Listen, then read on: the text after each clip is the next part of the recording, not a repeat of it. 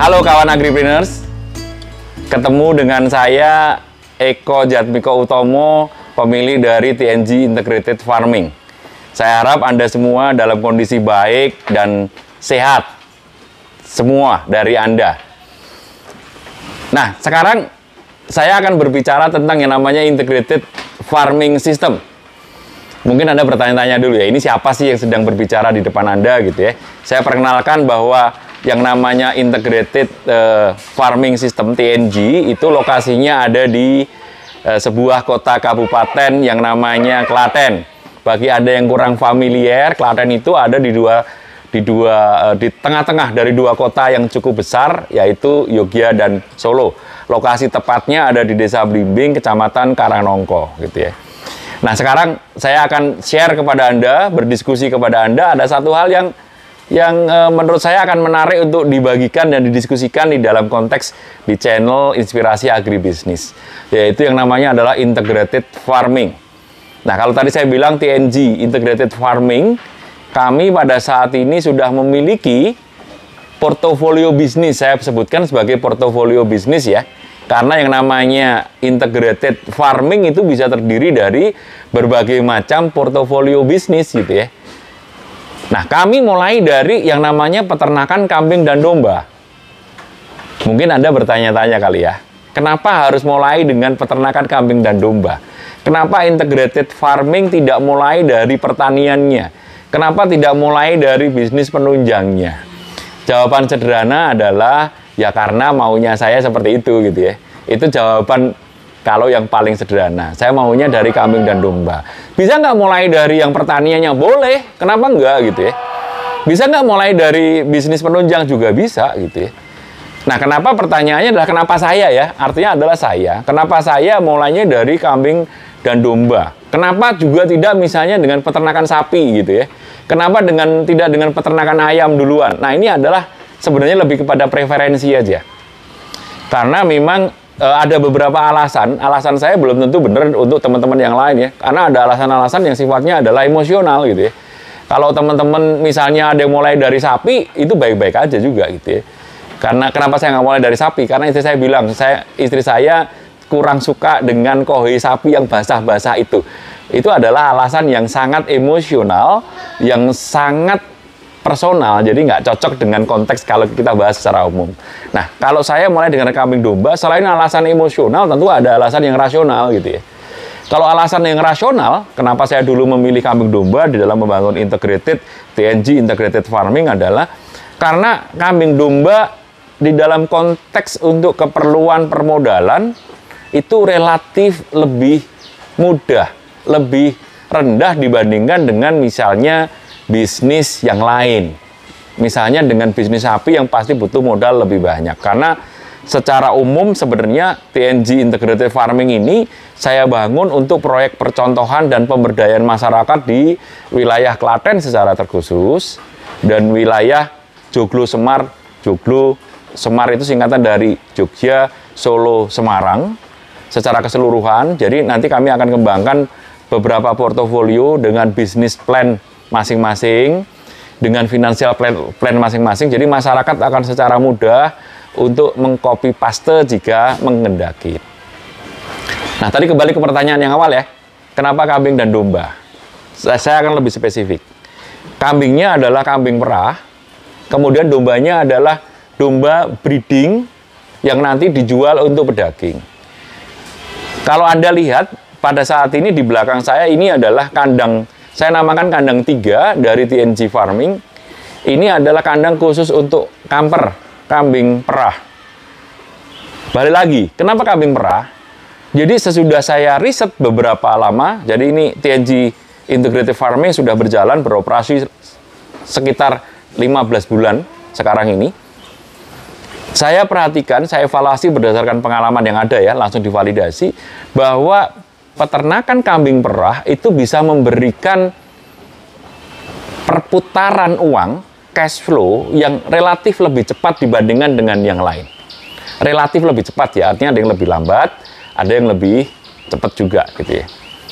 Karena di dalam konteks kambing perah, selain kita bisa menunggu nanti dijual cempenya, dijual sebagai korban, sebagai akikah, setiap hari kita bisa menghasilkan produk yang namanya adalah susu kambing.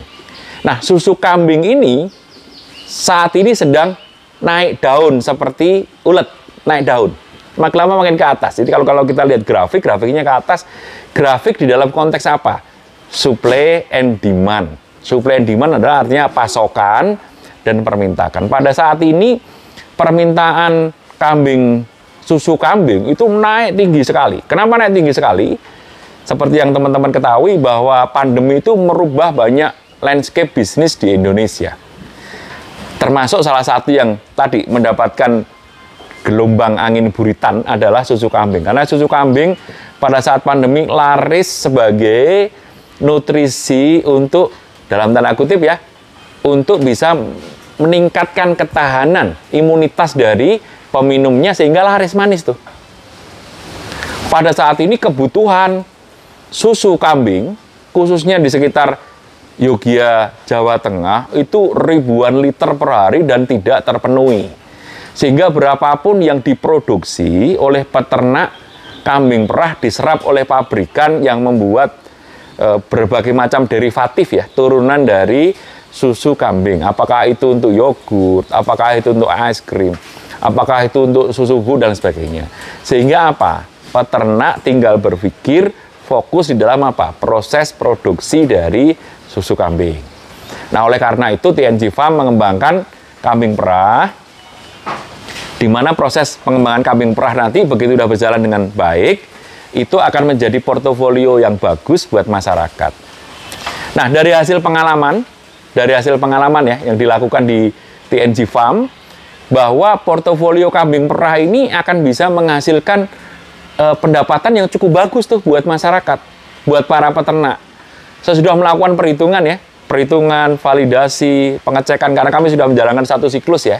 Mulai dari beli misalnya Jawa Randu betina, PE betina, kita kawinkan dengan Sanen atau Sapera yang grade-nya F3, F4, F5 atau yang full blood, kemudian menghasilkan anakan, kemudian diperah susunya. Saya mendapatkan yang namanya gambaran finansialnya. Gambaran finansialnya cukup menarik sebenarnya kalau dikembangkan untuk masyarakat sekitar. Yaitu apa? Bahwa jika kita memelihara 25 ekor kambing perah dikerjakan sendiri oleh masyarakat, maka setiap bulan mendapatkan pendapatan bersih 5 juta rupiah. Setiap bulan. Artinya jika bisa memelihara 50 ekor kambing perah, maka akan bisa mendapatkan hasil bersih sekitar 10 juta rupiah. Angka 5 juta rupiah itu 2 kali lipat lebih tinggi daripada UMR Klaten. Apalagi kalau yang 10 juta rupiah. Artinya apa? Bahwa masyarakat bisa berusaha dari rumah, dekat dengan keluarga, tidak perlu harus kemudian lari ke kota besar. Yang terjadi adalah apa? Bisa berbisnis dari desa sendiri, dari rumah sendiri, dan menghasilkan pendapatan yang baik untuk diri sendiri dan untuk memenuhi kebutuhan keluarga. Nah, itu untuk kambing perah. Bagaimana dengan domba?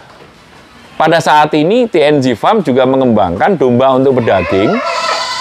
Domba untuk berdaging ya.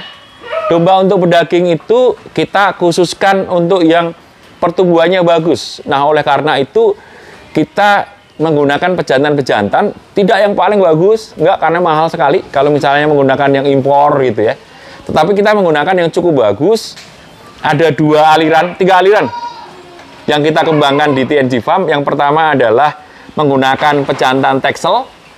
Tekselnya adalah teksel yang super, yang cukup bagus gitu ya. Kemudian pejantan dorper, kita memiliki F3 dorper, memiliki F1 dorper. Kemudian kita juga mengembangkan pejantan F1 awasi. Tiga-tiganya kita tujukan agar supaya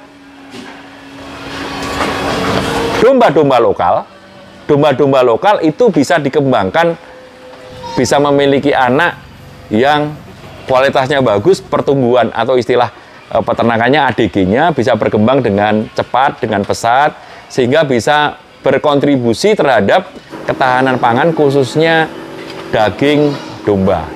Nah, menurut perhitungan saya, pengalaman selama ini agak sedikit berbeda dengan kamper gitu ya.